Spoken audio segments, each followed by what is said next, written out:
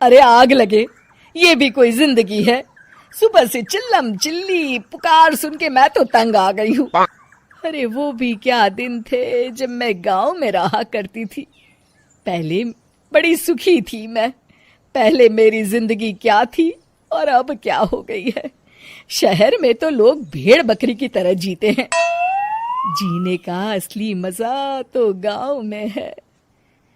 क्यों, क्या हुआ माँ जी? आज गांव की बहुत याद आ रही है आपको? अरे हाँ बहू, शहर का जीना भी कोई जीना है। लोगों की आधी जिंदगी तो सड़कों के ट्रैफिक में निकल जाती है और यहाँ रखा ही क्या है। एक बात कहूं, दिल्ली शहर अब पहले जैसा नहीं रहा। क्या माँ, जब देखो गांव के गुणगान गाती रहती हो। ठीक है, इस बार ना बच्चों के कॉलेज की छुट्टियों में हम सब गांव चलेंगे, ठीक है? हाँ, ये ठीक है। फिर कुछ दिनों के बाद सारा परिवार अपने गांव चला जाता है। अरे वाह, कितनी ताजी और साफ हवा है, कितनी शांति है यहाँ। चल बहू, अब बढ़िया सा खाना बना दे, मजे से आंगन में बैठ के खाएंगे। सुशीला गांव का माहौल देख बड़ी खुश होती है।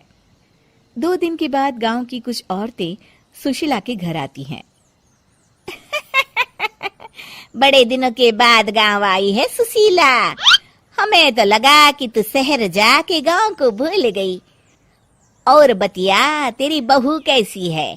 जरा मिलवा तो उससे। अरे मेरी बहू तो लाखों में एक है। बड़ी किस्मत वाली हूँ मैं जो मुझे जानकी जैसी बहू मिली है। हमेशा मेरी सेवा में लगी रहती है और आज तक कभी पलट कर जवाब नहीं दिया उसने। सुशीला की बातें सुनकर सभी औरतें हंसने लगती है।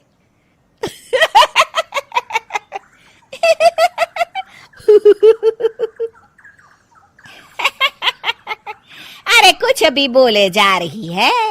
तबीयत तो ठीक है? तेरी बहू चांद से आई है क्या? क्यों बहनों, दुनिया की कोई भी बहू अच्छी होती है क्या? सब औरतें ममता की हाँ में हाँ मिलाती हैं।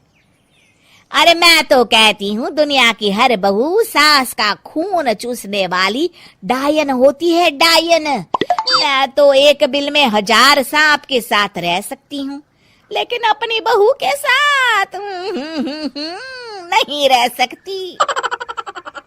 हाँ, तूने सही कहा। मेरी बहू तो तेरी बहू से भी 2 कदम आगे है। सब औरतों की बातें सुनकर ममता मन ही मन बड़बड़ाती है। अरे ये गांव सुधर गया, लेकिन औरतें नहीं सुधरी।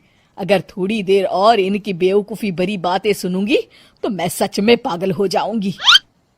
फिर सुशीला उन औरतों को घर से दफा कर देती है और राहत की सांस लेती है। अरे बहू, जरा बाम लाके मेरे सर पर तो लगा दे। उन औरतों की फालतू बातें सुनकर मेरा सर चकरा गया है। इस गांव की औरतों का तो भगवान ही मालिक है। फिर अगले दिन सुशीला की सास उससे कहती है, अरे बहू, तू यहाँ क्या आराम फरमाने आई है? आखिर ये तेरा ससुराल है। चल चल, घर के कामों में हाथ बटा। शहर में कुछ काम धाम तो करती नहीं है। जरा अपने आप को तो देख, कितनी मोटी हो गई है। सारा दिन घर का काम करने के बाद शाम को सुशीला, हाय मेरी कमर, हाय मेरे पैरों ने तो जवाब दे दिया। आज तो मुझसे मक्खी भी न मारी जाएगी। अरे बहू, जरा आकर मेरे हाथ पैर तो दबा दे। जी माँ जी, अभी आती हूँ।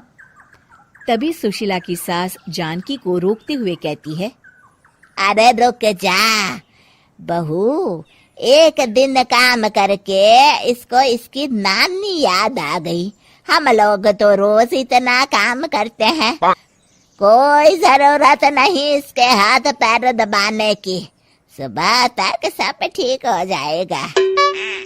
सुशीला अपनी सास की बातें सुनकर हैरान रह जाती है। इस तरह धीरे धीरे गांव आने के बाद सुशीला की परेशानी शुरू हो जाती है। फिर एक दिन अरे आज तो मैं कपिल शर्मा देखूंगी क्योंकि आज संडे है। सुशीला जैसे ही टीवी ऑन करती है तभी बिजली कट जाती है। अरे सत्यानाश, इस बिजली को भी अभी जाना था। इतने दिनों से मैं टीवी सीरियल देख नहीं पाई। हमारा देश इतनी तरक्की कर रहा है, अरे पता नहीं ये गांव कब सुधरेगा। अरे अब तो 2 दिनों के लिए बिजली को भूल जा, ये तो यहाँ रोज की बात है। अब इस अंधेरे में रहने की आदत डाल ले। हाँ। हे भगवान, अब क्या होगा?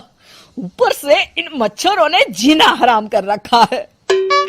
दूसरी तरफ घर के काम कर करके और बिना किसी सुविधा के सुशीला तंग आ जाती है और उसे शहरी जीवन याद आने लगता है। क्यों माँ, मजा आ रहा है ना? अरे आपने ऐसी सूरत क्यों बना रखी है? मुस्कुराइए, अब हम गांव में हैं। मोहन के साथ जानकी भी अपनी सास की खिंचाई करती है।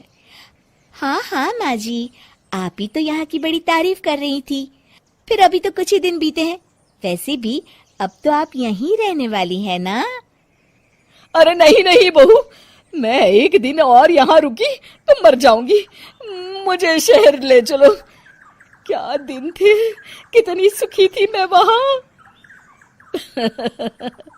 ठीक है माँ, हम कल ही वापस शहर चले जाएंगे। इस तरह सुशीला शहर आ जाती है और फिर कभी दोबारा गांव जाने की जिद नहीं करती।